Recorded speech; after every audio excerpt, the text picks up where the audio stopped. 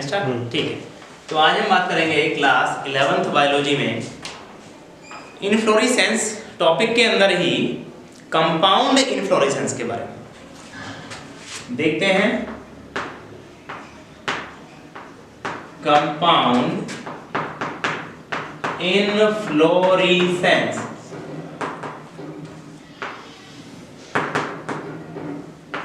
ठीक है, ये लास्ट वाला है। इससे पहले हमने रेसिमोस, साइमोस और स्पेशल, ठीक है, इनफ्लोरेसेंस के बारे में बात कर ली है। देखो, जो कंपाउंड इनफ्लोरेसेंस है उसमें मैं आपको बता दूं कि जो हमने, ठीक है, रेसिम पढ़े, ठीक, या रेसिमोस पढ़ा है, उसी में या उसके अलावा हमने रेसिमोस के कुछ टाइप पढ़े हैं। जैसे हमने पढ़ा था रेसिम, सूकी, कैटकिन, ठीक है, ये जो हमने पढ़े हैं यही कंपाउंड के रूप में भी देखने के लिए हमें मिल जाते हैं। जैसे मैं आपको एक बात बता दूं कि हमने एक टॉपिक पढ़ा है अम्बिल पढ़ा हमने, अम्बिल, ठीक है। तो अम्बिल में हमने क्या देखा था? अम्बिल में हमने ये स्ट्रक्चर देखी थी, ये मुख्य अक्ष है, ठीक है, और मुख्य अक्ष से इस प्रकार से यहां एक फ्लोवर, यहां, ठीक है, इस प्रकार से क्या निकल रहे थे? फ्लोवर निकल रहे थे और वो एक छाते का आकार ले रहे थे, ठीक है।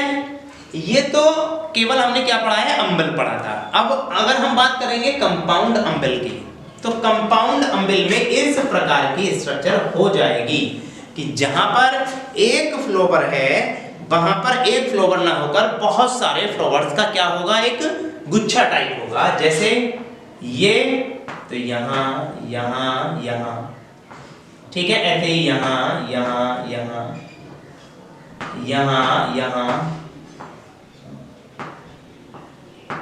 ठीक पा रहे हो, देख पा रहे हो ये ऐसे इस प्रकार से, ठीक है। फिर यहां भी ऐसा हो सकता है,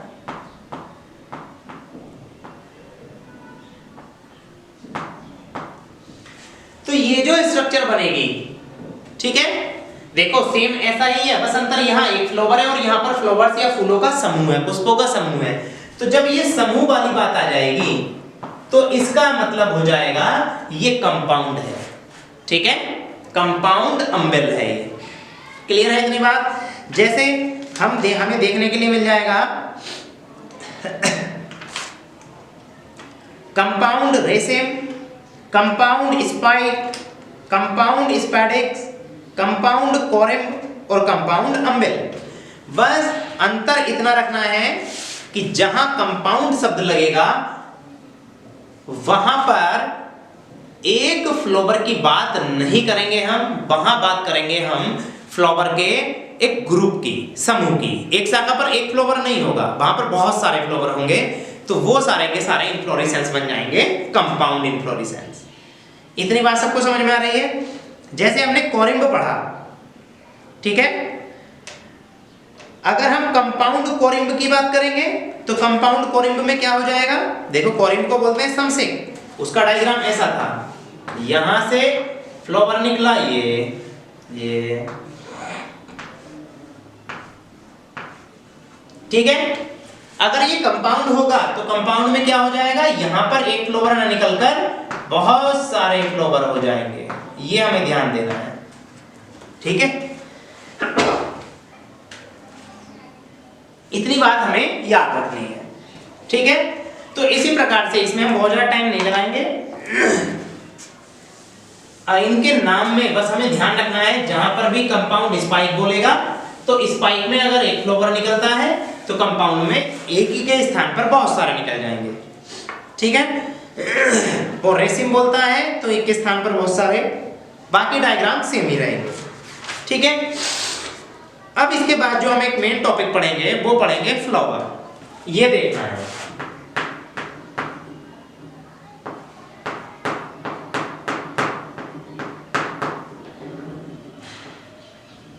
ठीक है, फ्लावर, ये हमारा टॉपिक है फ्लावर, जिसे हम बोलते हैं पुष्प।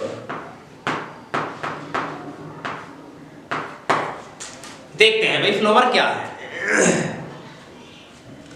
सबसे पहली बात तो ये बताई जा रही है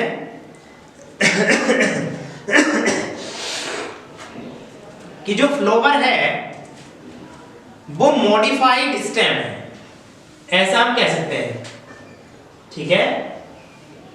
वो रूपांतरित पैरो है या तना है, ठीक। हमें उस चीज के बारे में भी नहीं पढ़ना है, हमें देखना है टाइपिकल फ्लोवर, ठीक है। फ्लोवर में कौन कौन सी चीजें होती हैं, उनके नाम क्या हैं, वो सारी चीजें हमें डिस्कस करनी है। तो यहां मैं एक फ्लोवर का डायग्राम बनाता हूं, उसे देखिए।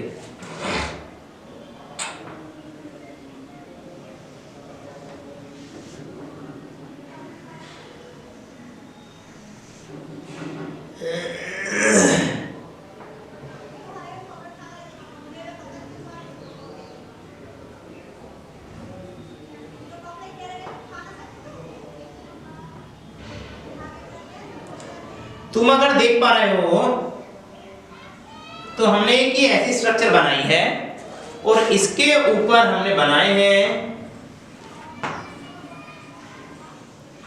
ठीक है, इस प्रकार से ये लीव्स या पत्तियां, ठीक है।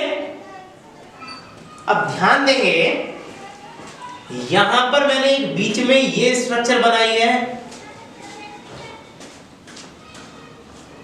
ऐसी एक गोल टोपीनुमा संरचना, ठीक है। फिर यहां बनाए हैं मैंने ये इस प्रकार से कुछ स्ट्रक्चर,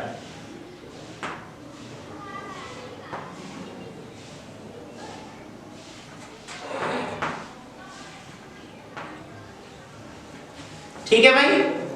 ये हमने इतनी चीजें बना ली हैं। अब इनके हम नाम की बात करते हैं। देखो, एक ये चीज, ये और ये, इन्हें क्या क्या कहेंगे हम? तो सबसे पहला जो हमें ये हिस्सा दिखाई दे रहा है, ठीक है, इसे हम बोलते हैं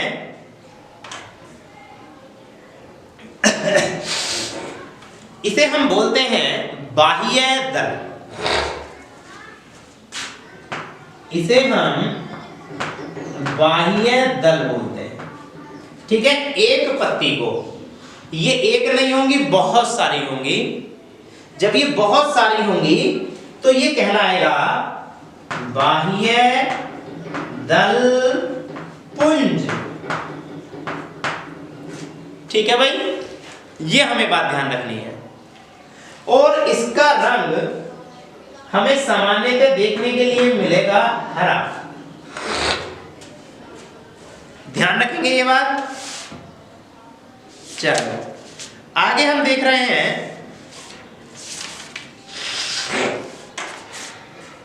दूसरे नंबर पर ये पत्तियां आएंगी, ठीक है। ये सारी, एक पत्ती को हम बोलेंगे दल और बहुत सारी पत्तियां एक साथ मिलकर बनाएंगी दल पुंज। हमेशा ध्यान रखेंगे इसका कलर ग्रीन नहीं होगा, इसका कलर रंगीन होगा। रंगीन का मतलब क्या है? बस ग्रीन को छोड़ दो, रेड हो सकता है, येलो हो सकता है, ऑरेंज हो सकता है, ये कलर हो सकते हैं इसके।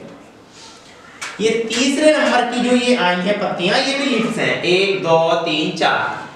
इसे एक को बोलते हैं पुंकेसर और सारों को मिलाकर बनता है पुमंग। और इसे हम पौधे का नर जननांग भी कहते हैं, ठीक है। यहां जगह नहीं है तो इसलिए मैं इस चीज को यहां दिखाता हूं। एक यहां इस डायग्राम में एक दिखाया गया है, लेकिन ये एक से भी ज्यादा हो सकते हैं। एक को बोलते हैं स्त्रीकेसर, जब सारे मिल जाएंगे तो बन जाएगा जायांग, और ये मादा जनन अंग है। इतनी बात सबको समझ में आ रही है, ठीक है। तो किसी भी पुष्प में हमें 4 चीजें दिखाई देंगी, बाह्य दलपुंज, दलपुंज, पुमंग और जायांग। ये बात सबको समझ में आ रही है। तो अब हम इनके इंग्लिश में नाम और देख लेते हैं, ठीक है। कौन से को हमने क्या कहा है, देखते हैं भाई। सबसे पहली बात हम करेंगे कि किसी भी फ्लावर में 4 चक्र होंगे। सबसे पहला चक्र कौन सा है? बाह्य दलपुंज, दूसरा दलपुंज, तीसरा उमंग, चौथा जाया।